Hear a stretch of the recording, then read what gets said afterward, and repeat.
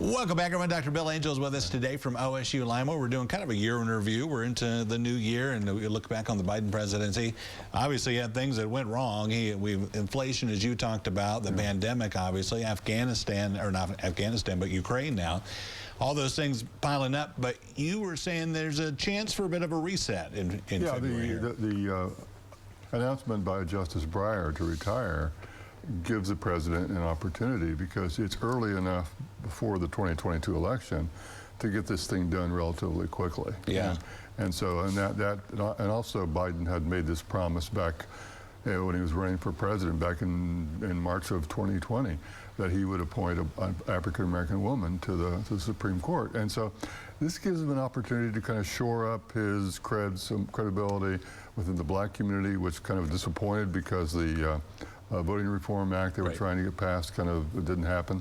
So this is an opportunity for somewhat of a change the conversation. Yeah. What do you think about, is he getting back? I heard Lindsey Graham came out, loved the list that he had seen so far, loved the idea of putting an African-American woman on there. Susan Collins was a little waffly about it. What kind of feedback are you hearing on this? I think the Republicans are kind of in the mode, do we really want to fight this? How we fight it? First of all, we're talking about if an African-American woman, we're going to look bad. Second of all, we already have 5 justices, conservative justices. Why expend a lot of political capital on something like this? And we've had 2 pretty acrimonious, actually 3, going back to the Gorsuch one, and Merrick Garland before that. We've had a series of very acrimonious court nomination proceedings. And so this is a chance maybe for the Republicans to back off and say, okay, let's let them have this one, because we got an election coming up in 2022, and we don't want to give them an election issue. Yeah, and the other thing is there, I get this Mr. Smith goes to Washington thing, where I sometimes think, is there still enough where both sides can work together? And this would be the perfect opportunity to say, well, we're not completely useless in getting things done. We can agree on something. Is there a thought there? That's what Senator Durbin said. A number of senators have come to him saying they're really excited about the possibility of possibly voting for a Democratic nominee. I mean, you have to go back a long way, back in the 70s, to when, well, just not even that far. When Breyer was confirmed, he was confirmed with, I think, a 92-3 vote. That's something, yeah. I mean, and a 92-3 vote, I mean, that's just unheard of. Right. There are all these very close votes since then. So it used to be that way, but now it's not so much. The idea was it's the president's nomination. We'll defer to the president and kind of let it go through, as long as the person is qualified. Yeah, it was interesting because I did see some of Susan Collins' remarks. Her fear was, she said something to the effect of, we don't want to make this a political process. Well, inherently, it's a political process. It is a political process. Yeah, it already is, isn't it? That's typical Susan Collins, though. I mean, she's always pulling that.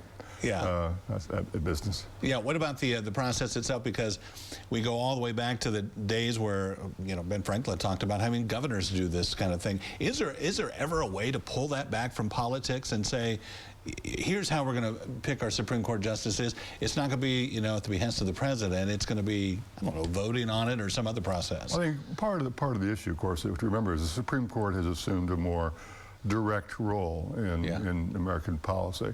We're having the debate right now over abortion rights, which at one point, 30 years ago was the law of the land, and now is really coming under a very serious challenge. And so the Supreme Court has real power to kind of transform the way we think about the law, the way we think about our Constitution. And the main thing is, I think we're a long way from the Supreme Court's rulings do matter. Right. And it used to be there was a time when you could simply ignore the rules. Right. Saying Andrew Jackson famously said, well, the Supreme Court has made its decision, now let it enforce it. Yeah. And he's ignored the court order. And so you find that's not likely to happen, because the Supreme Court has much more weight and much more power than it once did.